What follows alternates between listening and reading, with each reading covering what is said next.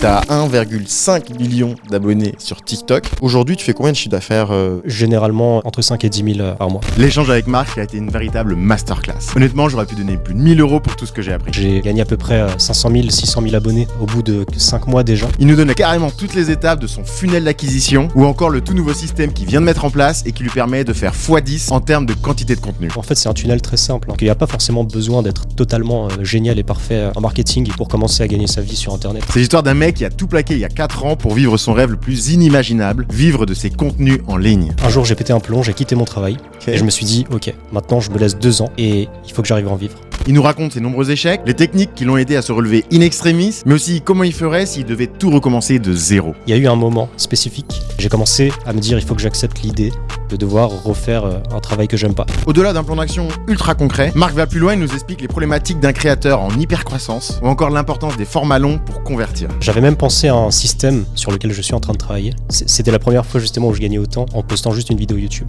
Il nous donne la question ultime qui s'est posée et qui lui a permis d'exploser. C'est intéressant parce que toi, ce que tu es en train de dire, c'est l'inverse, c'est qu'il faut être reconnaissant, d'être rejeté. Comment il arrive à rester authentique en toutes circonstances. Est-ce que l'argent fait le bonheur? C'est quoi les red flags chez quelqu'un que t'aimes pas? Si tu pouvais remonter dans le temps, à quelle période tu voudrais vivre?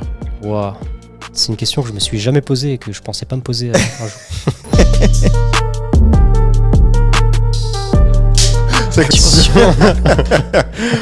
Hello et bienvenue à toi dans ce deuxième épisode du 10K Social Club. Je suis super content aujourd'hui d'avoir Marc Lebas. Salut Marc, ça va? Salut Kélian. Alors en réalité j'ai dit Marc Lebas, mais on te connaît plus sous le nom de Marc Mental Boost. Exact. T'as 1,5 million d'abonnés sur TikTok. T'es à 75 000, je regardais tout à l'heure sur YouTube. C'est une des croissances les plus fulgurantes, je crois, pendant le confinement. Est-ce que, déjà, qui es-tu? Qu'est-ce que tu fais? Qu'est-ce que je suis? Donc, Marc. Je suis plus connu sous le nom de Mental Boost sur les réseaux, notamment TikTok, Instagram et YouTube. Et donc, moi, mon domaine, si tu veux, c'est le développement personnel. J'ai commencé là-dedans. Ok. Tu fais que ça? Sur toutes les plateformes? Principalement, ouais. Ok. Et comment est-ce qu'on arrive alors comment on arrive à 1,5 million d'abonnés? Moi j'ai eu de la chance si tu veux parce que j'ai commencé à une période donc, qui était le confinement. Ouais. Et donc j'étais là au bon moment, c'est-à-dire que le confinement, tout le monde était à la maison, tout le monde scrollait sur les réseaux. Ouais, je m'en rappelle. J'ai commencé à faire des vidéos à ce moment et ça a tout de suite pris. Ouais. Mais il n'y a pas que ça parce que en fait TikTok c'est la plateforme où pour moi c'est le plus facile de faire beaucoup de vues, d'avoir beaucoup d'abonnés en ce moment. Ok. Donc en fait c'est ça qui a fait tout exploser pour moi, donc TikTok. Et ensuite de TikTok il y a des gens qui sont passés sur Instagram, sur YouTube, et donc mes contenus ont aussi commencé à être poussés de façon organique sur YouTube et Insta quoi. Tu penses que c'est la même audience ou c'est des audiences qui sont différentes sur les différents réseaux? Je pense qu'il y a une partie de mon audience qui est partout. Ouais. Mais non, l'audience YouTube est clairement différente de l'audience TikTok. T'estimerais à combien la base, le corps de ton audience qui te suit partout? C'est une bonne question. Je saurais pas dire. Je saurais vraiment pas dire. Je sais pas. Parce que tu as cette statistique, je crois, sur les réseaux. Quand tu vas dans les analyses, tu peux savoir combien de personnes t'ont découvert via une nouvelle vidéo. En fait, des nouveaux utilisateurs. Voilà, c'est ça. Ils appellent ça des nouveaux utilisateurs versus des utilisateurs que tu avais déjà, en fait. Ok, j'ai jamais regardé cette stat. Faudrait que je te dirais ça. Ce serait intéressant, ouais. Ok. Et alors, la question que j'ai, c'est quand on a autant d'abonnés, donc quand on a 1,5 million d'abonnés sur TikTok, plus de 100 000 sur Instagram, on arrive à en vivre? Ouais. Si tu veux, moi, j'ai commencé à en vivre à peu près 6 mois après avoir commencé sur TikTok. Parce que ma croissance était assez rapide sur TikTok. J'ai gagné à peu près 500 000, 600 000 abonnés au bout de 5 mois déjà. En 5 mois, tu as gagné 500 000 abonnés? Ouais. Mais comment t'expliques ça? Je saurais pas vraiment dire. Il y a quelques vidéos qui ont explosé dès le début. Okay. Par exemple, ma troisième vidéo, elle a fait plus d'1 million de vues. Donc déjà, mes abonnés, ils ont commencé à exploser à ce moment-là. Okay. Je pense que je suis aussi arrivé avec un contenu plus éducatif sur TikTok, sur une plateforme où il n'y en avait pas encore beaucoup à ce moment-là. Donc ça a dû jouer aussi. Ouais. Et puis si tu veux, moi ce qui s'est passé, c'est que j'ai commencé sur YouTube j'ai commencé à essayer de faire mes vidéos sur YouTube au début. Ouais. C'était 2 ans avant que je me lance sur TikTok, sauf que ça prenait pas, ça marchait pas. Ah, ok, donc c'était pas ton premier coup d'essai C'était pas mon coup d'essai. J'ai essayé donc de poster des vidéos sur YouTube et j'avais déjà cette idée en tête de moi je veux faire des vidéos et je veux vivre de ça. Ok. Je me suis donné ça comme mission. D'ailleurs, en fait, un jour j'ai pété un plomb, j'ai quitté mon travail et je me suis mis au chômage. Ok. Et je me suis dit, ok, maintenant je me laisse 2 ans. J'ai 2 ans de chômage parce que j'avais déjà pas mal taffé avant en tant que salarié. Je me laisse 2 ans de chômage et il faut que j'arrive à en vivre. Et du coup, bah, j'ai commencé à faire ça. Sauf que comme je suis un perfectionniste de ouf, Ouais. je voulais que toutes mes vidéos YouTube soient parfaites. Du coup, je mettais parfois 3 mois à créer une vidéo. Ouais. Et je la poste et puis ça fait pas beaucoup de vues, quoi. C'était relou. Je m'en reconnais tellement. C'est la déception. C'est clair. Mais ouais, YouTube, c'est dur. Hein. tu peux mettre facilement 1 mois à faire une vidéo et tu tapes 100 vues. Ouais, c'est ça. C'était 200 vues, 300 vues. Bon, Démoralisant. c'était pas mal, mais... Enfin, non, c'était pas mal.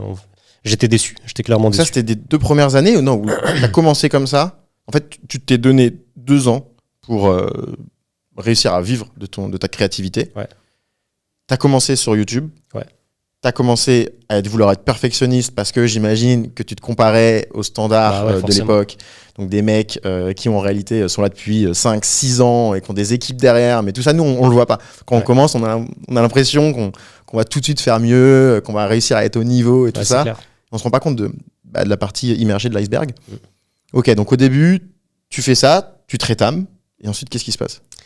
Ensuite, ce qui s'est passé, c'est que j'ai un pote qui a commencé à me parler de TikTok parce que c'était le moment où TikTok était en train d'émerger. Ça se faisait un peu connaître en France. Ok. Et il m'a dit, tu devrais essayer TikTok. Genre, je sais que tu fais des vidéos sur YouTube, je sais que tu es doué dans ce que tu fais, tu devrais essayer TikTok. Et moi, je lui ai dit, bon, bah, ok, mais sans plus. Je me suis dit, bon, bah, c'est une plateforme avec des ados qui dansent. Je vois pas ce que je peux y gagner, tu vois, même si ça fonctionne. Ouais. Et je l'ai pas fait. Je l'ai pas fait pendant à peu près 2 mois. J'ai procrastiné le truc. Je disais, ouais, je vais le faire un jour. Et un jour, j'étais avec Guillaume, donc qu'on connaît tous les deux. On a un ami qu'on a en commun et qui est d'ailleurs passé au Ouais. premier épisode. Et en sortant de la salle de sport, je lui en avais déjà parlé. En sortant de la salle de sport, il m'a dit, je te laisse pas rentrer chez toi tant que t'as pas fait une vidéo TikTok. Et mec, c'est comme ça que ça a commencé. Non. Ouais. Et Bah, genre toute quoi, pro- t'as pris ton... Ma toute première vidéo, en fait, si tu vas tout en bas, je suis en débardeur, je sors de la salle et je tiens mon téléphone comme ça dans la rue et c'est la première vidéo. Et celle-là, elle a fait 10 000 vues Ok. le premier jour. Et combien, tu te rappelles du nombre de likes? Pas vraiment, mais les likes, c'était autour des 10 à 20% des vues. Ok. C'était par là. Ok. Généralement, c'est ce que j'ai sur mes vidéos. Ouais. Et cette vidéo-là, elle avait fait 10 000 vues. Et moi, pour moi, c'était un truc de fou parce que sur YouTube, mes vidéos, elles faisaient 300 vues. Et là, d'un coup, j'ai 10 000. Je me suis dit, ouais, c'est quoi ce truc? C'est dingue. J'étais un peu choqué. Et il y avait des cuts, enfin, il y avait un montage. Non, Il y t'as avait un vraiment fait en online ou t'as envoyé à un monteur? Non, il y avait un montage, mais que j'ai fait moi-même, tu sais, directement sur l'application TikTok. Ouais, quoi. ok, ouais. Tu sais, où tu...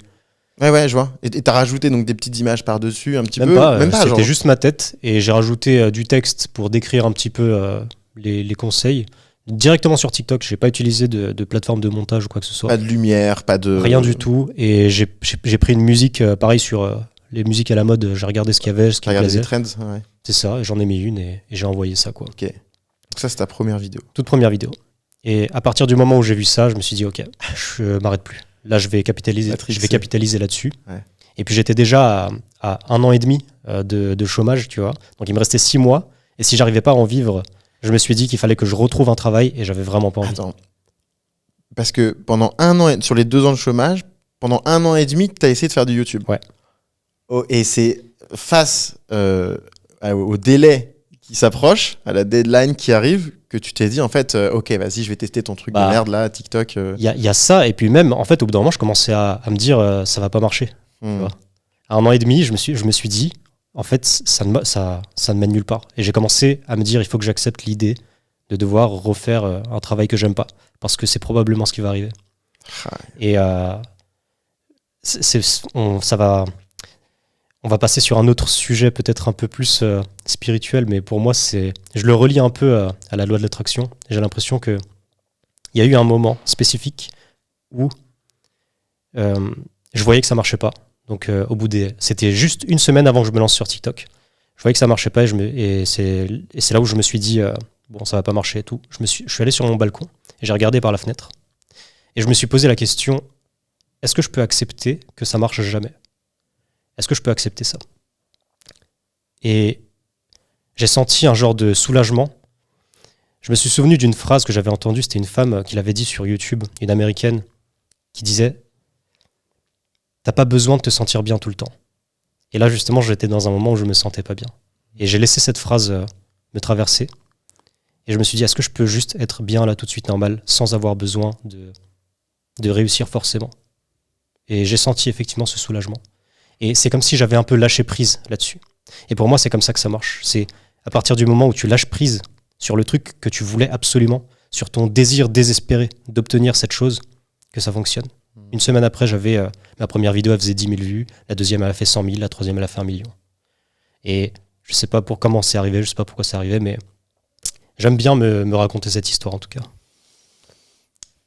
Je suis super aligné avec ce que tu dis. Sur LinkedIn, je raccrochais un peu à mon histoire parce que sur LinkedIn, il y a un peu cette règle-là qui explique que plus tu arrives à être authentique, plus tu arrives à parler avec les tripes et plus ton audience va le ressentir. Que c'est pas du chiquet. Parce que je sais pas si on peut appeler ça le charisme, mais c'est le fait d'incarner ses propos. Et je pense que c'est des choses qui sont même corporelles ou qui sont même dans l'intonation de la voix quand on parle de vidéo. Mais sur LinkedIn, il n'y a pas ça, en fait. Donc, c'est même carrément sur les mots que tu vas employer, sur les raccourcis, tu vois, mettre, je sais pas, il n'y a pas beaucoup de monde, c'est YA, tu vois, ou alors il n'y a pas beaucoup de monde. Tu vois, c'est sur des petites notions comme ça qui font que ton contenu va résonner et va prendre les tripes de ton audience, tu vois. Et ça se trouve, c'est ça qui t'est arrivé, c'est une sorte de fuck, en fait. Ça se trouve, ça va pas marcher. Et c'est OK. Et je pense que est-ce que ça serait pas finalement même l'identité même d'un artiste ? Moi, je suis grave d'accord avec ce que tu dis. Et quand j'ai commencé, effectivement, j'étais dans cette énergie-là. Et je pense que ça a beaucoup joué, effectivement. Et oui, j'ai l'impression que c'est, comme tu dis, alors je sais pas exactement ce que tu entends par l'identité d'un artiste. Tu pourrais peut-être me dire, du coup. Comme ça, je vais voir si ça rejoint ce que j'allais dire. Que tu suis ton art et t'essayes de ne pas te conformer à toutes les attentes, t'essayes d'enlever tout ce qu'on a pu te mettre dans ton esprit pour te focaliser vraiment sur tes émotions, quoi. Carrément. Alors, ça rejoint ce que j'allais dire dans ce cas. Parce que j'ai commencé, ça marchait super bien, et j'étais encore dans cette énergie au début, je le faisais vraiment, je m'en foutais un peu. Ouais. J'ai l'impression que plus tu es dans une énergie de lâcher prise, plus tu t'en fous. Et plus, effectivement, c'est quelque chose qui vient vraiment de toi qui va sortir. Et donc, on a cette authenticité, comme tu dis. Sauf qu'au bout d'un moment, j'ai vu que ça marchait. Et au bout de 2 mois, peut-être, j'ai commencé à me dire, OK, maintenant que ça marche, il faut absolument que ça continue de marcher, il faut que ce soit parfait, il faut que j'améliore, etc., etc. Et là, j'ai commencé à perdre un peu pied, tu vois. Parce que j'ai commencé à faire des choses, comme tu dis, pour les autres, et ça venait plus vraiment de moi parce que j'essayais de m'adapter à ce que je pensais que les gens voulaient. Donc je faisais des vidéos qui n'étaient pas forcément des vidéos qui me plaisaient à moi, mais des vidéos qui plaisaient aux gens. Et je pense qu'il y a un équilibre entre les deux, parce que d'un côté il faut que ça plaise aux gens, et d'un côté il faut que ça vienne vraiment de toi et que ça te plaise à toi. Moi je pense qu'à ce moment-là j'ai commencé à basculer un peu plus du côté je fais ce qui marche, mais j'arrête un peu de faire ce qui est moi.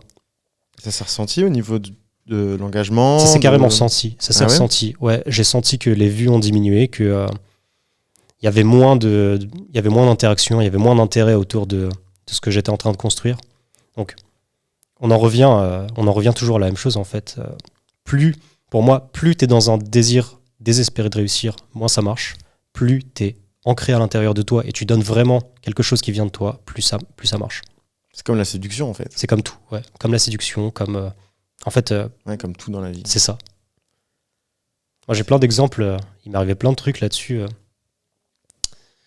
Je voulais un appart. Je voulais absolument avoir un appart à Paris. Louer un appart, partir de chez mes parents. Et en fait, il s'est passé exactement la même chose. C'est-à-dire que je cherchais et personne ne voulait me donner un appart parce que mon salaire n'était pas suffisant, parce que j'avais pas la situation qu'il faut, j'avais pas les garants qu'il faut pour pouvoir avoir un appart. Ils choisissaient toujours quelqu'un d'autre. C'est le jour où je me suis dit, bon bah tant pis, j'abandonne. J'accepte l'idée de rester encore chez ma mère et tant pis, je vais travailler là, je vais essayer de travailler sur mes projets en étant chez ma mère et tant pis, je vais faire ça. Le lendemain, il y a une femme qui m'appelle, qui me dit, bon c'est bon, t'as l'appart. J'ai l'impression que, je pense que tout le monde peut se reconnaître dans ces trucs-là. C'est clair.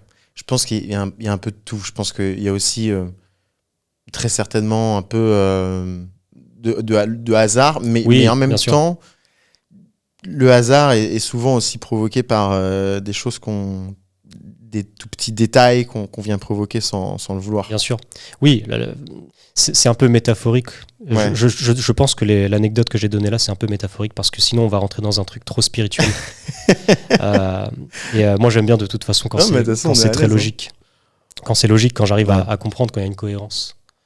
Et j'en vois une, pour le coup, dans cet aspect Non, je te rejoins. De lâcher prise. Je te rejoins. Et alors comment est-ce que tu arrives à savoir déjà, comment est-ce que tu arrives à incarner ton authenticité? Comment est-ce que tu arrives à te dire, ok, je vais faire quelque chose qui me prend les tripes et je vais le dire comme je veux le dire, tout en sachant que t'as quand même, c'est ton travail, tu en vis, c'est-à-dire que t'as pas de patron, mais en réalité, tu as des millions de patrons. C'est ton audience qui te paye, donc il faut quand même leur plaire. Et donc là, tu l'as dit ensuite, t'as un peu perdu pied parce qu'il fallait leur plaire, donc il fallait trouver du contenu un peu, j'imagine, tendance. Donc en fait, j'imagine que tu regardais un peu ce que faisaient les autres aux États-Unis, tu faisais un peu ta petite tambouille. Mais comment est-ce que tu arrives à t'y retrouver là-dedans? Est-ce que tu as des conseils pour retrouver vraiment qui t'es, pour savoir si un contenu, il penche d'un côté plutôt que l'autre? Je pense que instinctivement, tu le sais. Moi, en tout cas, quand je regarde, quand j'écris une vidéo, que je la filme, qu'ensuite que je la re-regarde, souvent c'est comme ça. Tu la postes, et ensuite tu la re-regardes, et tu te dis putain, c'est de la merde. C'est nul. Ouais. Je sais que quand ça me fait ça, généralement, c'est parce que justement, je me reconnais pas vraiment dans cette vidéo, dans ce que j'ai dit dans cette vidéo. Okay. Si je fais une vidéo qui vient vraiment de moi, même si elle fait pas des bons résultats, même si elle fait pas beaucoup de vues, il y a ce sentiment de je sais que je pense vraiment ce que je viens de dire là, je sais que je suis fier d'avoir dit ça, je suis fier de cette vidéo. En gros, c'est ça. Comment est-ce que je fais pour être authentique? Pour moi, c'est vraiment, il y a un truc de... Il faut être le plus détendu possible. Je le sais, chacun le sait, quand on fait une action pour plaire à quelqu'un, pour plaire à la personne en face, pour plaire à des gens, ou quand on fait l'action naturelle qui vient vraiment de l'intérieur. J'appelle ça la non-compensation. Je ne sais pas si ce mot veut dire autre chose, mais en tout cas, moi, c'est un petit mot que j'utilise. Okay. C'est, est-ce que quand je parle, je suis en train, au fond, d'essayer de gagner la validation, de gagner la réaction de la personne en face. Si je suis en demande de la validation, automatiquement, ça se ressent. Et ça repousse les gens, ça repousse la personne en face. Si je suis ancré à l'intérieur de moi, c'est comme si j'attirais l'extérieur, j'attirais les autres à moi. Et ça peut arriver que si je suis ancré à l'intérieur de moi, que si je suis vraiment détendu. Je suis dans ma réalité. Je suis dans ma bulle de réalité. J'essaie pas de forcément correspondre à ce qui est attendu de moi. Et ça, je le ressens quand je suis en train de tourner une vidéo, quand j'ai la caméra devant moi. Je le ressens aussi quand je communique avec des gens, quand je parle avec des gens que je connais pas, par exemple, que je viens de rencontrer. Je sens cette envie à l'intérieur de moi de plaire, tu vois, de gagner la validation. C'est quoi, normal. tout simplement. Je pense qu'on a un peu tous ça. C'est ça qui est paradoxal, c'est que plus tu essaies d'obtenir ce truc, plus il t'échappe. Et en même temps, comment est-ce que tu fais, exemple tout concret, pour les commentaires négatifs? Enfin, je veux dire, surtout sur TikTok. Enfin, en réalité, surtout sur TikTok, sur LinkedIn aussi, on en a. Mais j'imagine qu'avec autant de visibilité, ben, ça attire aussi beaucoup de personnes qui sont pas d'accord. Mm. Peut-être sur des points qui sont pertinents, qui peuvent être pertinents. Mm. Comment est-ce qu'on fait pour accepter ça, sans se remettre en question, sans se dire putain merde, en fait, ça se trouve, ce que je pensais au fond de moi, c'est de la merde. Ouais. Au début, c'est dur. Au début, c'est dur parce que c'est nouveau. Ouais. Ouais. Au début, c'est nouveau. Tu vois des gens qui sont pas d'accord, qui t'attaquent. Ouais, tu dis peut-être que ce que je pense, c'est de la merde. Mais je pense que c'est important, quand tu es créateur, de se prendre ces tartes-là. Mm. Parce que c'est ce qui, par la suite, en fait, te rend plus solide dans ce que tu dis. Ok. Tu réalises que, oui, il va y avoir des gens qui seront pas d'accord. Il n'y a pas une vérité ultime que tu vas pouvoir dire. Peu importe ce que tu dis, il y aura toujours des gens qui seront pas d'accord, quoi qu'il arrive. J'avais vu un mec comme Eckhart Tolle, par exemple, qui est du coup un maître spirituel, on pourrait dire ça comme ça. Et en fait, quand tu le vois, tu as l'impression que c'est le mec le plus gentil du monde. Enfin, il n'y a rien de bizarre à propos de lui. Il essaie même pas de t'embourber dans un genre de dogme, mais il te dit non, pense par toi-même, sois bien. Enfin, il donne que des trucs qui, selon moi, selon ma vision des choses, sont positives. Et en fait, je me suis rendu compte qu'il y a des gens qui font des vidéos sur lui pour dire que ce mec, c'est le diable. Mm. Tu vois. Et ils ont des arguments, leurs arguments, leurs trucs. Du coup, je me suis dit, si même ce mec-là, il est critiqué, moi, laisse tomber. Ah oui. C'est normal qu'il y ait plein de gens qui m'aiment pas, c'est normal qu'il y ait plein de gens qui me critiquent. C'est normal que ça arrive, en fait. Ok.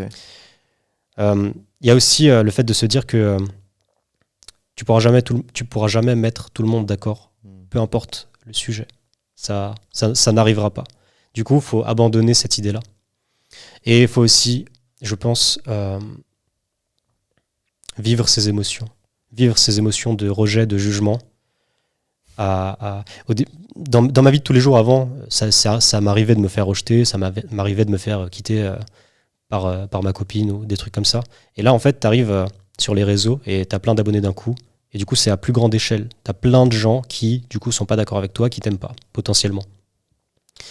Et du coup, ça amplifie juste ce sentiment de rejet, d'abandon, peu importe, je pense que ça dépend aussi des traumas qu'a vécu la personne, mais je pense que c'est important de vivre ces émotions-là. Pas d'essayer de s'en protéger, pas d'essayer de je sais pas, bannir tout le monde ou essayer de dire les trucs les plus doux possibles pour que personne ne puisse rien d'avoir à redire dessus. Je pense qu'il faut traverser ce truc-là. C'est important. C'est intéressant parce que je pense que la plupart des personnes conseilleraient justement de bloquer ce qu'on va appeler les haters. C'est pas vraiment des haters parce que il n'y a pas que des haters, il y a aussi des personnes qui ont des avis très pertinents mais qui sont juste à l'opposé du tien. On va appeler ça, on va dire, les haters malgré tout. Il y en a ces personnes-là, du coup, conseilleraient de se dire, en fait, on fait un peu l'autruche, on vient bloquer toutes ces personnes-là, on vient pas leur répondre, faut surtout pas leur donner de la visibilité. Concentre-toi sur ce que tu fais, c'est bien, c'est positif. Toi, ce que tu es en train de dire, c'est un petit peu en fait l'inverse, c'est qu'il faut être conscient, rentrer dedans et limite être reconnaissant d'être rejeté. Ouais, carrément. Si tu veux, je suis aussi d'accord avec ça, c'est-à-dire que je vais pas passer mon temps à regarder, à lire les commentaires négatifs, à me focaliser dessus, ou même à leur répondre. Je leur réponds jamais en général. Okay. Sauf si c'est pertinent et qu'il y a un truc intelligent que je pourrais répondre pour apporter plus de valeur. C'est juste ça ma réponse. Ma réponse, c'est apporter de la valeur. Si c'est pour s'embrouiller, non, c'est moi qui ai raison, c'est toi qui as raison, ça sert à rien. Ça mènera jamais nulle part. Donc non, je me dis pas qu'il faut se focaliser vraiment dessus et les regarder tous les jours. Mais le fait est que tu ne pourras pas toujours les esquiver et il y en a que tu verras toujours. Si tu veux, si tu essaies de changer le monde extérieur, si tu essaies de contrôler le monde extérieur, tu es voué à souffrir. Donc le seul moyen de se débarrasser de ça, c'est de changer l'intérieur. Et pour moi, de toute façon, l'extérieur n'est que le reflet de l'intérieur. Donc à partir du moment où tu as réussi à accepter ces émotions à l'intérieur de toi, les accepter, ça ne veut pas dire que tu vas plus les ressentir. Ça veut dire que quand elles vont se représenter, tu les connais déjà en fait. Tu les connais déjà et c'est beaucoup plus facile de les accueillir. Et ça t'affecte plus autant en fait. Tu connais cette sensation. Je la connais déjà. Je n'ai pas besoin de passer plus de temps que ça dessus. Je peux passer à autre chose. C'est fou. C'est super intéressant parce que je pense que le désir caché, et on en parle peu, parce que c'est un motif de... C'est c'est une motivation de beaucoup de créateurs qui est en fait, je pense, le désir inavoué de vouloir changer le monde, d'impacter le monde, d'être écouté. Je pense qu'on a un peu tous ce désir inavoué. Toi, ce que t'expliques, c'est que t'as pas nécessairement en fait envie de changer le monde. T'as juste envie d'être qui tu es et de communiquer là-dessus. Si tu veux, j'ai assez tôt compris que je pourrais pas changer le monde. Tout ce que je peux faire, c'est être moi et dire ce que moi j'ai à dire. Et s'il y a des gens qui passent par là et qui voient le message que j'ai à transmettre et qui trouvent ça cool et qui se disent moi j'ai envie de suivre aussi cette philosophie-là parce que ça me plaît, bah, ils vont le faire et ils vont changer leur vie à eux. Est-ce que ça va changer le monde ? Non. Mais j'ai pas pour ambition de changer le monde. Le monde n'a pas besoin de moi pour changer, je pense. Je suis juste un petit élément dans l'univers. Et j'aime bien ça. J'aime bien voir les choses comme ça. Parce que, si tu veux, souvent, ce qui se passe, une personne qui veut changer le monde, ça peut très vite dériver vers essayer d'imposer au monde une certaine vision des choses. Et en fait, là, tu tombes dans le tyran, tu vois. Donc, j'ai pas envie de devenir un tyran. Voilà. Je laisse les gens être comme ils sont et vivre comme ils veulent vivre. Et s'il y a des trucs qu'ils ont à tirer de moi qui sont cool pour eux, bah tant mieux. C'est une super philosophie. Je pense qu'il résonnera avec beaucoup de monde. Elle résonne beaucoup en moi, justement. Et je pense que là, on a abordé énormément de clés pour justement faire du bon contenu et être authentique. C'est ouf, merci. Et du coup, tout ça, c'est bien. Donc, tu arrives à être authentique, tu as beaucoup d'abonnés, tu arrives à en vivre. Tu veux pas changer le monde, mais en même temps, j'imagine que tu veux développer ton chiffre d'affaires. Aujourd'hui, tu fais combien de chiffre d'affaires par mois, de manière générale ? Tu vois, moi, ça dépend des mois parce que, justement, comme je te disais, j'ai vécu donc tous ces trucs où j'étais plus trop sûr de ma direction, de ce que je faisais, où les contenus que je faisais ne me plaisaient plus forcément. J'avais envie de changer. En fait, quand je dis changer, j'avais juste envie de revenir à quelque chose de plus vrai, à cette authenticité. Ouais. Parce que j'ai toujours été tiraillé entre cette envie de plaire justement et le côté authentique. Ce qui fait que j'ai fait pas mal de pauses dans mon contenu. Parfois, je faisais des pauses de 1 mois, 2 mois, sans rien poster, parce que j'avais besoin de me retrouver tout seul dans mon coin. Okay. Pour réfléchir. D'ailleurs, j'ai fait un mind map géant que je t'avais montré avec toute ma philosophie de vie, tout ce que moi j'ai vraiment envie de transmettre à travers mon contenu. Sur le logiciel Obsidian. C'est ça, sur Obsidian. Et pour moi, ça c'est hyper important. Ouais. Et du coup, ça m'est arrivé de faire plusieurs fois des pauses. Donc, forcément, mon chiffre variait un petit peu. Mais généralement, ça restait entre 5 et 10 000 par mois. Ok. Ce qui est ouf quand même, parce que sur les mois où tu postes du contenu, tu as plus de chiffre d'affaires, c'est ça ? Ok, donc, et ça rattrape donc les moments de pause. C'est ça. C'est pour ça que je pouvais me le permettre en fait. Ouais. Et puis, faut savoir aussi que moi, je suis pas du tout un professionnel en termes de marketing et tout. J'ai appris vraiment sur le tas, tu vois. Je suis pas encore, même aujourd'hui, je suis pas encore forcément totalement au point là-dessus. Mais c'est ça aussi le truc, c'est qu'il n'y a pas forcément besoin d'être totalement génial et parfait en marketing pour commencer à gagner sa vie sur Internet. C'est ce que moi j'ai remarqué en tout cas dans ma vie. J'aimerais bien qu'on creuse ce truc-là, là. Parce que, en fait, on n'a même pas parlé, c'est quoi le taf que tu avais avant ? Avant, je travaillais à la banque. Ok. J'étais conseiller en banque. Ok, d'accord. Et tu as fait des études dans la banque ? J'ai fait des études dans ce domaine-là. J'ai fait une licence banque assurance finance. Okay. J'ai travaillé en tant que banquier, conseiller en banque pendant 1 an. Et après, il s'est passé un truc. Donc, j'avais une relation avec une fille. Et cette fille m'a quitté. Ouais. Et je me suis dit, bon, allez, ça me fait chier. Je lâche tout. J'ai quitté mon taf. Et c'est là où je me suis dit, chômage. Et je vais réussir en 2 ans. Donc, c'est ouf. Donc, ça veut dire qu'en fait, tu avais vraiment zéro notion de marketing avant de te lancer. Tu as suivi cette voie qui est une passion, en réalité, hein, le développement personnel. Ouais. C'est un truc qui t'a animé au trip. Tu as travaillé sur ton contenu d'abord, parce que tu avais le chômage. Et à un moment donné, il a fallu vivre, parce que c'est la fin de ton chômage. comment est-ce que tu as fait? C'était quoi les premières étapes?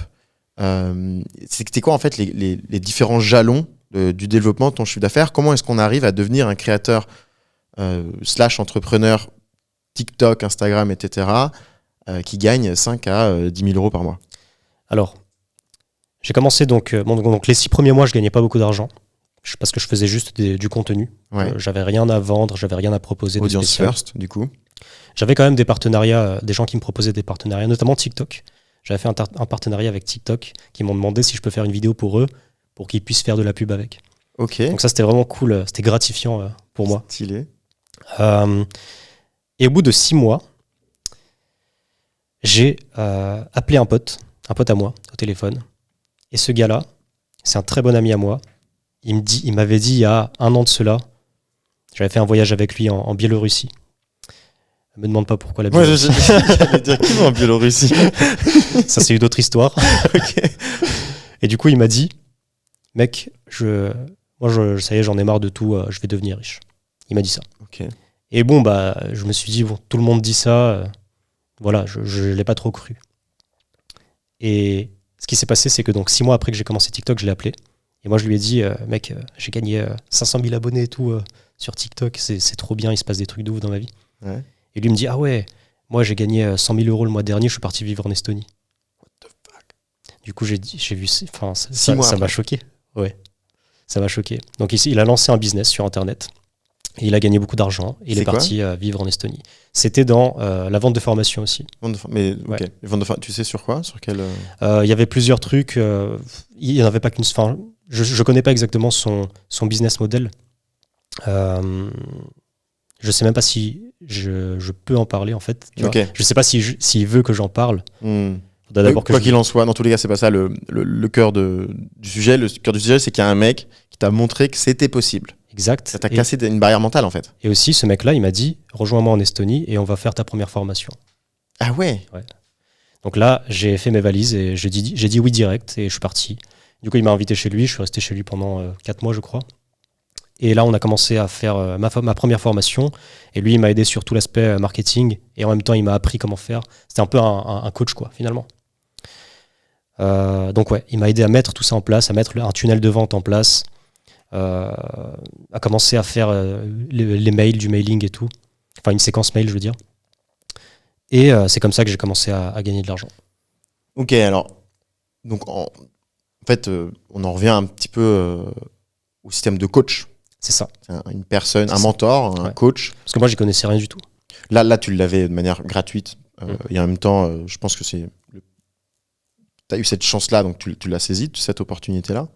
En réalité, ces personnes-là existent aussi sur des plateformes de freelance. Hein. On peut trouver et payer quelqu'un pour mettre en place ce type de système. Concrètement, comment il fonctionne le système que tu as mis en place à cette époque-là, et est-ce que c'est toujours le même aujourd'hui? Alors, il a un peu changé. Au début, ce qu'on avait fait, c'est que il y avait un produit gratuit. Bon, en fait, c'est un tunnel très simple, hein, tu vois. C'est produit gratuit. La personne inscrit son mail. C'est ça que tu veux savoir, hein? Ouais, c'est ça, exactement. La Et personne- c'est quoi ton produit gratuit? Donc, c'est une petite formation sur la confiance en soi qui dure 45 minutes. En vidéo? Ouais, en vidéo. Que t'es en mode YouTube ou non? Elle est répartie en fait sur 6 jours. Donc, chaque jour, en fait, la personne reçoit une petite vidéo de cette formation-là, gratuite, par mail. Et à la fin de ces petites vidéos, je dis, si jamais tu veux aller plus loin, j'ai aussi un produit payant. Donc, il suffit de cliquer sur le lien en dessous. Et là, elle tombe sur la page de vente. Et donc là, la page de vente, c'est la page de vente pour la vraie grosse formation qui dure plus de 12 heures sur la confiance en soi. Et donc en fait, cette page de vente, elle n'est disponible que sur le dernier mail. Non, Ok. elle est disponible sur plusieurs des mails. D'accord, ok. À chaque fois, pas tous, Pas tous. sur certains mails, t'indiques si tu veux aller plus loin, voici la page de vente. Exact. Voilà. Cette page de vente, c'est une vraie page de vente, donc copyrightée. Ouais. Ok. Et donc l'objectif de ce programme, c'est super smart, c'est de progressivement augmenter ta crédibilité, avoir également un biais d'engagement, parce que la personne est habituée et a commencé le processus avec toi. À quel point tu fais de la rétention, par contre, d'informations sur cette mini-formation? C'est-à-dire à quel point, comment est-ce que tu arrives à savoir ce que tu donnes de gratuit, ce que tu donnes pas de gratuit, tu vois? Est-ce que tu retiens un peu d'infos et les petits secrets, tu les gardes pour la grosse formation? Est-ce que tu avais déjà, dès le début, prévu de faire une petite formation gratuite, une formation payante, ou alors est-ce que tu as tout mis dans ta formation gratuite et ensuite tu as fait la formation payante parce que tu as, je sais pas, monté en compétences? Comment tu as... J'ai fait les deux en même temps. C'était déjà prévu qu'il y ait une petite formation gratuite et qu'il y ait la grosse formation payante. Ok. Donc, on va dire que la formation gratuite, c'est plein de tips, plein de petits tips applicables rapidement. Tu as tout de suite ce que tu veux, quoi. Et la grosse formation, c'est vraiment pour aller en profondeur, pour créer vraiment un changement intérieur beaucoup plus poussé. Okay. Et c'était prévu dès le départ parce que du coup, le mec, mon pote que je suis allé rejoindre en Estonie, il m'a dit de faire comme ça, dès le départ. Donc j'avais pas à réfléchir, tu vois. Il m'a dit tu fais comme ça, j'ai fait comme ça, quoi. Et du coup, c'est resté jusqu'à maintenant. Jusqu'à maintenant, j'ai ce système-là avec ce tunnel et je suis en train d'en construire d'autres. J'ai testé plusieurs autres choses après. J'ai testé les webinars qui fonctionnent bien aussi. Il faudrait que j'en fasse plus souvent. Pour l'instant, j'en ai fait deux, je crois. J'en ai fait 3 en tout. Juste pour tester, pour voir comment ça fonctionnait. Sur ta base mail, tu shootes un... C'est ça, sur ma base mail. Et j'ai fait aussi une pub sur Instagram, donc en story. Donc que je comprenne bien, parce que ta base mail, c'est des personnes qui se sont inscrites à ta formation gratuite. Exact. Donc elles reçoivent dans tous les cas le call to action pour acheter ta formation payante. C'est ça. Et donc ces personnes-là, en plus, tu leur envoies un email pour leur dire, écoute, en gros... je sais que tu n'as pas acheté la formation, mais je fais un webinar. Et donc là, sur une thématique précise, où tu vends la même formation que dans ton funnel d'email ou d'autres formations? Ça peut être la même, ça peut être d'autres. Maintenant, j'ai trois formations distinctes. Donc, ça peut être... Ça dépend. Ça dépend des mois. Il y a des mois où je ferai cette formation-là, donc sur la confiance en soi. Il y en a d'autres où je ferai les autres formations. Ok. C'est pour varier un peu, pour pas tout le temps faire la même chose. T'en as 3, tu m'as dit? Ouais. Ok. Et donc aujourd'hui, tu as combien de sources de revenus? De sources de revenus. Il y Par rapport a... à ton business, donc là, il y a le funnel des formations, on va dire. Ouais, il y a les formations. Il y a donc les revenus TikTok et les revenus YouTube, donc tu sais, les ads. Ouais. De temps en temps, j'ai des partenariats. Ouais. Juste sur la partie justement TikTok et ainsi de suite, qu'est-ce que ça représente? Quel est ton ressenti là-dessus? Je sais qu'à un moment donné, ils avaient activé l'aide pour les créateurs, ils l'ont enlevé depuis. Est-ce que tu peux... Sur TikTok, ça fonctionne toujours. Ouais. La bêta, tu parles? Ouais. Ouais, si, ça fonctionne toujours. Mais c'est pas moins, ils n'ont pas baissé drastiquement les... Non, j'ai pas vu de différence, non. Ça représente combien d'euros Alors, si tu veux, compte, en fait. Eux, ce qu'ils avaient promis, c'était 1 euro pour 1000 vues. Mais c'est clairement pas ça. C'est plus 20 centimes peut-être pour 1000 vues, en réalité. Parce que toutes les vues ne sont pas éligibles. Donc, je sais pas comment ils calculent ça. Mais en gros, plus tu fais des vues, plus tu gagnes d'argent, quoi, tout simplement. C'est pas moi qui fais le plus d'argent là-dessus. C'est plus, on va dire, les gens qui sont dans le divertissement.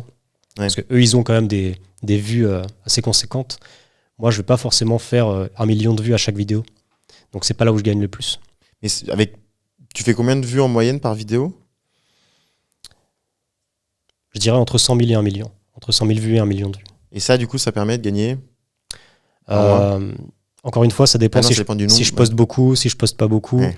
Mais je dirais que moi, c'est autour des 1000 euros par mois avec la monétisation TikTok.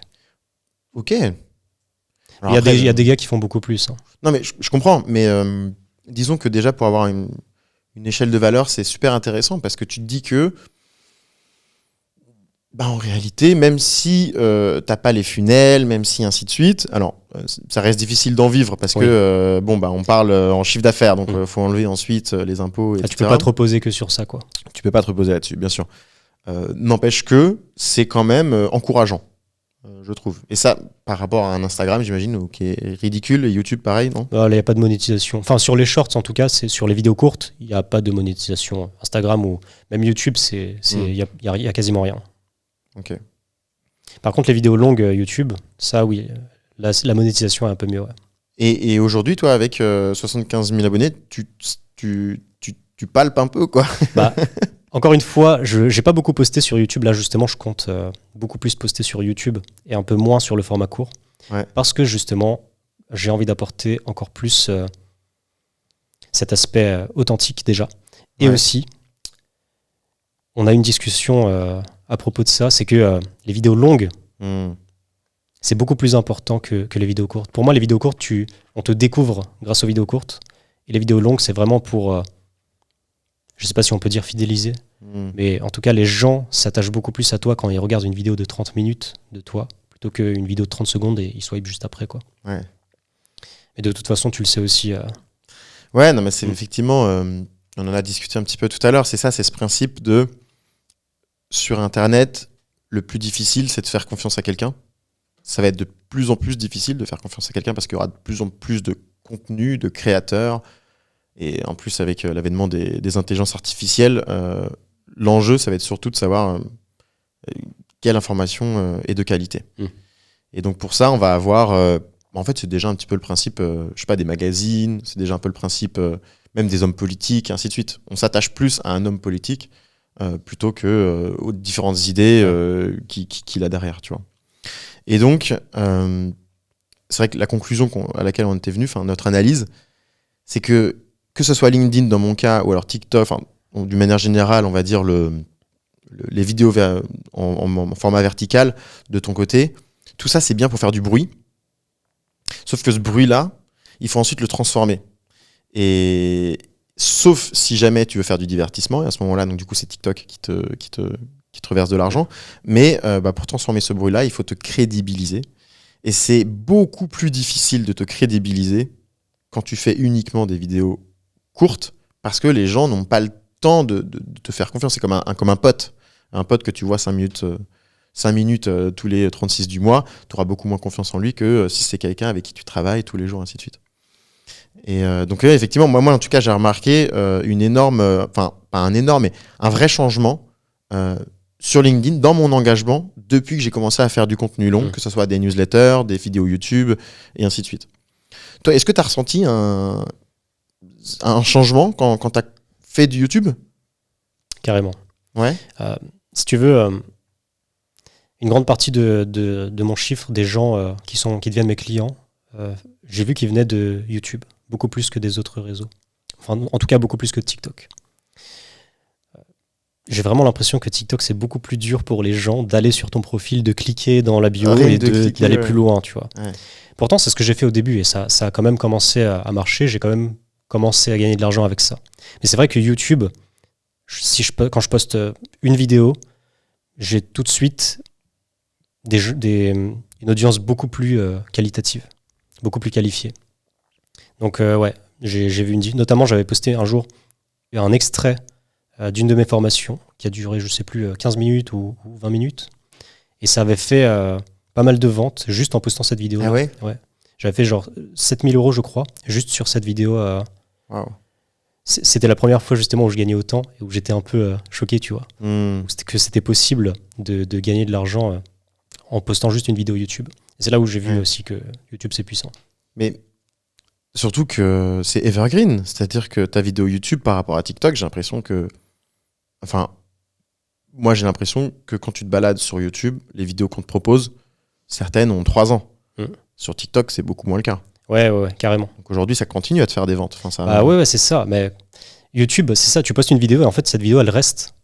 Alors que TikTok, tu postes une vidéo dans un mois, tout le monde l'a oublié, plus personne... Enfin, c'est très rare sont les gens qui vont scroller sur ton profil pour aller la regarder. Donc oui, il y a aussi ce côté evergreen qui est très intéressant parce que ça te permet en fait de te dire ce que je suis en train de créer là, ça va rester. Et les gens vont pouvoir le regarder sur le long terme, quoi. Et du coup, tu peux mettre de l'investissement. C'est ça. Et pour en revenir, pour boucler avec ce que tu disais au début, c'est là où justement tu peux te permettre de passer peut-être 3 mois, mais bon, c'est peut-être un peu trop 3 mois, mais de passer beaucoup de temps à créer une vidéo YouTube parce que tu as déjà justement tes petites vidéos format short qui sont là pour te ramener de l'audience froide qui va venir sur ce qu'on va appeler le pillar content et ton format trust en fait. Et ton format trust, lui, il est là pour vraiment convertir. Et là, on a un bon funnel. Donc en réalité, et je pense que je crois que j'ai fait exactement la même erreur. J'ai été sur du YouTube direct parce que on part de ce principe que c'est sur YouTube qu'on arrive à avoir confiance dans les créateurs qu'on a. Donc on se dit bon bah en fait si moi j'ai confiance dans ce mec-là, c'est que c'est sur YouTube que je dois aller. Sauf qu'on oublie on l'a découvert sur un canal qui est beaucoup plus court.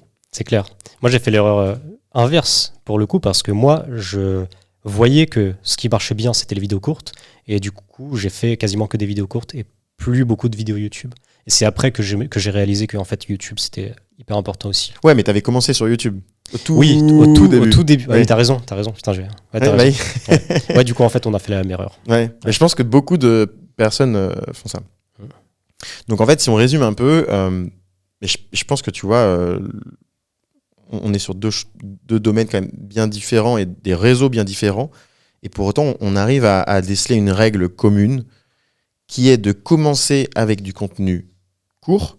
Ça permet de pivoter, ça permet de se trouver, ça permet de ne pas se prendre la tête. Ça permet de se prendre, comme tu dis, en sortant de la salle de sport, bam, je fais des vidéos, je regarde ce qui marche. Et puis au pire, c'est pas grave, on n'a rien investi. On fait ça pendant un certain moment. Et dès qu'on sent qu'on a une petite traction, qu'on a réussi à trouver une sorte d'équation gagnante, là, on va venir aller sur un format plus long pour créer de la confiance, de la fidélisation et davantage mettre d'énergie en fait dedans. Je suis d'accord avec ça. Comment est-ce que tu vois maintenant, du coup, donc ça c'était pour commencer, comment est-ce que tu vois maintenant cette création de front entre YouTube et le format vertical? Est-ce que c'est des sujets que tu vas aborder et qui sont totalement distincts? Ou est-ce que tu vas prendre une vidéo YouTube et tu vas, cutter des éléments de ta vidéo YouTube et les mettre sur TikTok? Comment est-ce que, à ton niveau, tu t'organises? De plus en plus, je me dirige vers ça, ouais. Vers créer, vraiment avoir un thème pour la semaine, créer une vidéo YouTube sur ce sujet et en prendre des extraits pour en faire des vidéos courtes. J'avais même pensé à un système que j'ai pas encore mis en place, sur lequel je suis en train de travailler, où je prévois déjà les titres des vidéos TikTok que je vais pouvoir mettre à certains endroits de la vidéo YouTube. Comme ça, mon monteur va juste pouvoir prendre le titre, prendre le contenu et en faire des vidéos courtes sans effort, tu vois, sans trop de recherche. Parce que du coup, ça facilite tout en fait. Ouais. Je sais que écrire des vidéos TikTok, moi je scripte tout pour TikTok, et c'est pas forcément le cas pour YouTube. Passer autant de temps à scripter des vidéos courtes, je pense que c'est pas forcément le plus efficace. C'est pas la meilleure façon d'investir son temps. Il vaut mieux investir son temps justement sur une grosse vidéo pour la semaine et ensuite en tirer des vidéos courtes. Je pense que c'est le mieux, ouais. C'est vraiment marrant justement que tu te dises ça parce que sur LinkedIn, c'est exactement le même principe. Il y a en gros un des plus grands créateurs LinkedIn au monde qui s'appelle Justin Welch. Et dans sa formation, c'est ce qu'il explique. Ça s'appelle Content Operating System. Et donc, il t'explique que ce qu'il fait lui, c'est pas avec une vidéo YouTube, lui c'est avec la newsletter. Parce que LinkedIn, c'est très écrit, c'est beaucoup moins, on va dire, au format vidéo. Donc lui, en fait, tous les lundis, il vient ouvrir sa base de sujets de newsletter, qu'il a déjà un peu brainstorm. Il vient choisir un sujet. Le lundi, il vient récolter des sources sur ce sujet. Donc en fait, d'autres créateurs, qu'est-ce qu'ils ont dit là-dessus, des vidéos, des podcasts, et ainsi de suite. Donc il vient vraiment tout réunir pour pas réinventer la roue et en fait être sûr de faire mieux que la concurrence. Parce qu'en fait, souvent, on part du principe que non, en fait, tu sais quoi, j'ai tout dans ma tête, ça va le faire. Oui, mais en fait, je t'explique, pour te démarquer de la concurrence, faut pas faire comme les autres, faut pas faire 2 fois mieux que les autres, faut faire 10 fois mieux que les autres. C'est que comme ça, c'est un peu la règle des 10 times. L'objectif, c'est de faire 10 fois mieux, donc tu sors vraiment du lot. Donc lui, en fait, il fait ça, donc il fait une sorte d'énorme benchmark. Ensuite, il écrit sa newsletter le mardi. Le mercredi, il l'édite. C'est un peu comme ce que dit Hemingway, c'est write drunk, edit sober. Donc tu vois, lui, il écrit, il laisse du temps et il l'édite ensuite. Et ce qui est génial, c'est que à partir du mercredi, il peut déjà commencer à enclencher des contenus courts qui font la promotion de sa newsletter. Par exemple, vous connaissez telle situation, c'est super compliqué, ça vous pose des problèmes. Heureusement, il y a telle solution qui existe, et ça tombe bien, ça va être le sujet de ma newsletter que je vais envoyer à 2500 personnes demain. Pour vous inscrire, cliquez ici. Donc là, il a du monde qui arrive sur sa newsletter. Le lendemain, il fait une annonce. Aujourd'hui, je la sors. Et le vendredi, du coup, il fait une annonce. Hier, j'ai envoyé à plus de je sais pas combien de personnes une newsletter sur tel sujet qui aborde telle problématique. Et c'est incroyable parce que ça remplit ton calendrier de call to action et qui sont en plus les bienvenus. C'est pas un fameux hello, au fait, je sais pas si vous savez, mais j'ai une newsletter, hein, n'oubliez pas. Non, c'est en fait actuellement, je suis en train de découvrir ça. C'est juste ouf ce que je suis en train de découvrir. Viens vite le lire, quoi. Mais ça, c'est plutôt sur LinkedIn. Ça, c'est ce que dit Justin Welch. Tu vois. Et c'est pour LinkedIn ou pour un peu tous les... Ouais, c'est plus LinkedIn, ouais. Parce que je me vois mal faire ça, par exemple, sur des vidéos courtes. Tu vois. Pourquoi pas? Je sais pas si ça fonctionnerait. Parce que moi, j'ai remarqué qu'il y a beaucoup... sur les vidéos courtes, je vois pas tant de personnes qui font des call to action très, très régulièrement. En story, oui. Mais sur les vidéos courtes, c'est vrai que j'en vois assez rarement. Quoique si, en fait. Peut-être que je me trompe, parce que les gens que je regarde, c'est vrai que c'est plus tourné à développement personnel. Mm-hmm. Mais les gens qui sont plus du côté business et tout, c'est vrai qu'ils en font beaucoup plus. Et c'est une question que je me posais aussi d'ailleurs. Est-ce que pour toi, du coup c'est moi qui va te poser une question, là. Est-ce que pour toi il y a une limite au call to action que tu devrais faire? À quel moment tu te dis là c'est trop, je vais saouler l'audience? Il y a une règle un peu qui est connue, c'est 20%. Ouais, ok. 20%. Et si tu regardes un peu justement ce que conseille Justin Welch, lui, il publie un post tous les jours sur, on va dire, des sujets lambda, on va dire, de sa ligne éditoriale qui n'ont rien à voir avec sa newsletter. Et donc, en plus, il a donc la pré-newsletter, lancement newsletter et le post-newsletter. Donc 3 jours. Donc tu vois, 3 jours sur donc 3 posts sur un ensemble de 5, 10. Ouais, donc ouais, ça fait 30% à peu près, lui. Ok. 30%. Je pense que c'est le bon ratio. Mais tu vois, pour en revenir à cette stratégie avec toi, ça pourrait être très bien, tu vois, faire des contenus TikTok, exactement comme tu as prévu de faire avec ton pillar content de ta vidéo YouTube, sauf qu'à la fin de chaque vidéo TikTok, t'expliques, si jamais le sujet t'intéresse, je t'invite à regarder cette vidéo-là dans laquelle je vais beaucoup plus en détail et j'explique ça. Pour rediriger vers YouTube. Vers la vidéo YouTube. Ouais, carrément. Donc et en fait, tu fais ça sur... Est-ce qu'on fait ça sur chaque vidéo? J'en sais rien. Mais j'ai pas l'impression qu'il y aurait de la friction si jamais je voyais ça. Ouais. Et au contraire, je le verrais en mode, putain mec... trop cool, quoi. Genre, il le fait pour moi, en fait. C'est vrai que rediriger vers une vidéo YouTube, ça semble beaucoup plus doux comme demande que de renvoyer, je sais pas, vers un produit payant, par exemple. Ouais. Ça, je suis d'accord. Parce que c'est ça. Moi, mon format trust, c'est ma newsletter. C'est parce que c'est LinkedIn, parce que c'est écrit. Mais toi, ton format trust, c'est tes vidéos YouTube. Ouais, c'est clair. Donc, ok.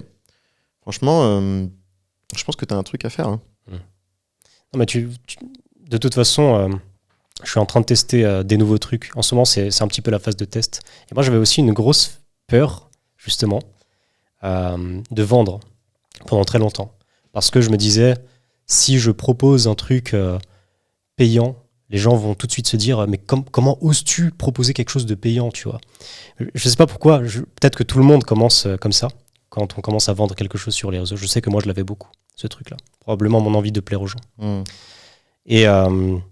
ouais, en fait, il m'a fallu pas mal de temps pour me détacher de ça. Notamment, c'est du travail, en fait. Un jour, il y avait un exemple, je sais plus où je l'ai entendu, peut-être que c'est moi qui l'ai inventé, je sais plus du tout. Il y avait c'est comme si un gars, il va à la boulangerie, et il demande une baguette, le boulanger lui donne une baguette, et il dit c'est 1 euro.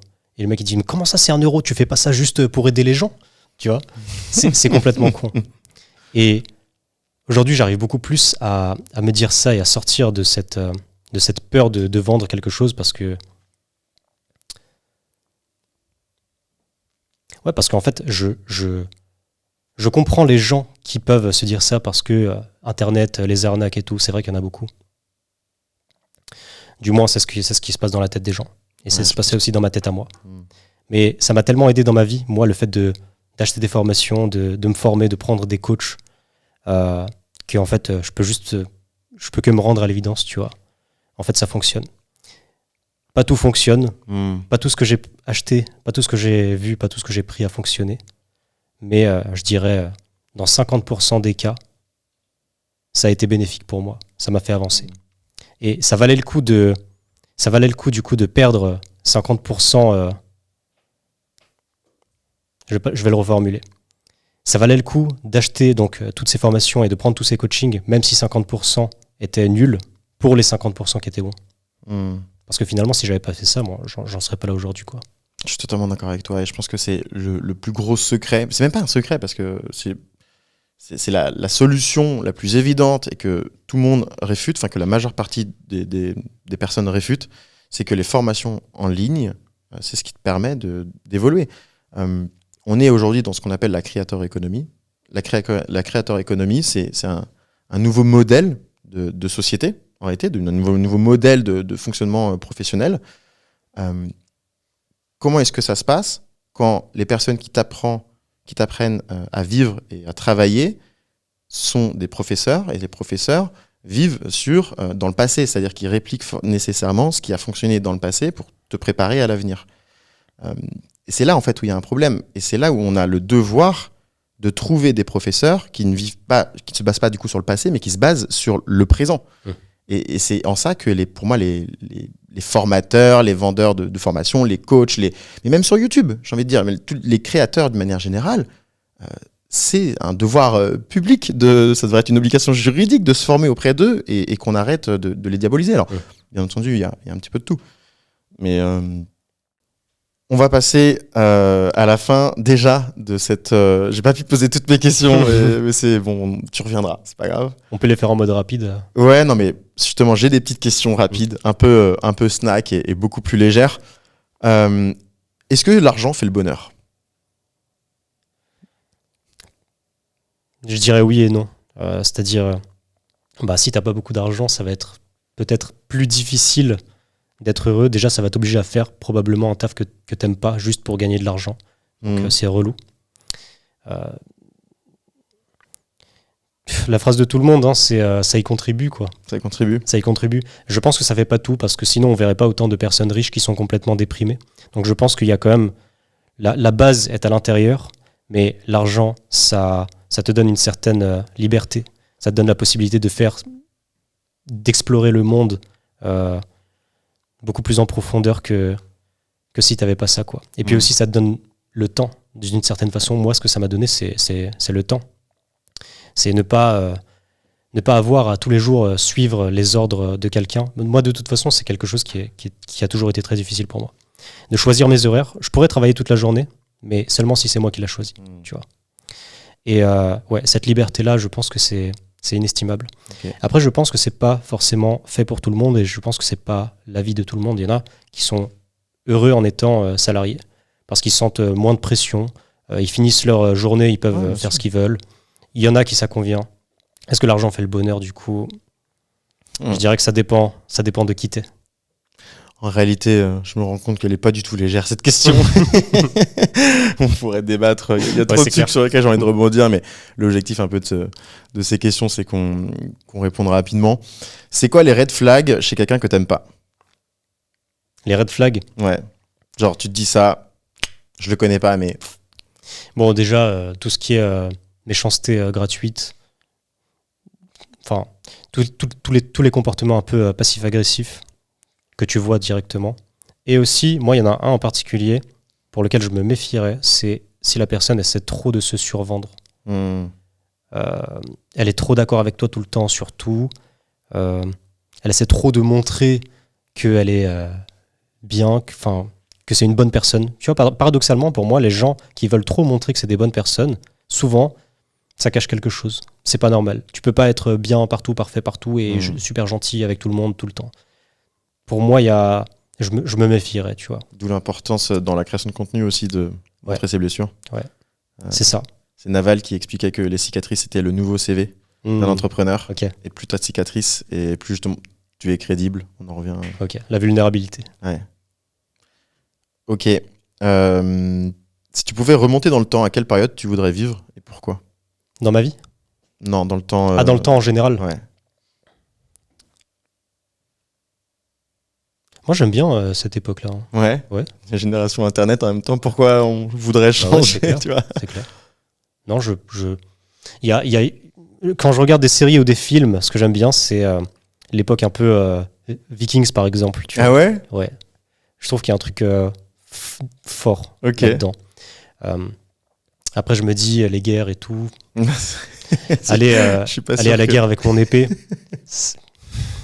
Je suis pas sûr que... Je préfère faire des vidéos TikTok. Ouais, c'est bien. On est bien comme ça. Mais c'est vrai que le fait de penser à ces époques-là, ça me fait me dire, putain, ces mecs-là, en fait, ils prenaient leur armure et leur épée, et ils allaient au combat, et ils se disaient, aujourd'hui, je peux mourir, C'est ouf. tu vois. Ça, je trouve ça trop fort. Quand je repense à ça aujourd'hui, et que je me dis, je dois filmer une vidéo, je me dis, ouais, c'est bon, tu peux filmer une vidéo, tranquille. Ouais, c'est clair. Si tu étais milliardaire pendant une journée, quelle excentricité entrepreneuriale ferais-tu pour divertir tes followers? Waouh. C'est une question que je me suis jamais posée et que je pensais pas me poser un jour. Je pense que j'organiserais une soirée géante Ouais. où j'inviterais du coup les followers qui veulent me rejoindre. Ouais, en fait, c'est ça. Je ferais une énorme soirée. Une grosse stuff. Et si j'étais milliardaire, si j'avais argent illimité, ouais, je sais pas, je louerais une île et je ferais une énorme soirée. Ouais. Ok. Franchement, sur ces belles paroles et sur cette belle île, on arrive à la fin on va clore cette interview. Peut-être rapidement, où est-ce qu'on peut te retrouver sur les différents réseaux sociaux? Du coup, Mental Boost sur YouTube, sur TikTok pareil, et sur Instagram, Mental Boost. Trop cool, Marc. C'était un vrai plaisir. Pareil pour franchement, de t'interviewer, de passer ce temps-là avec toi. C'est trop cool. Merci d'être qui tu es et à la prochaine. Ciao.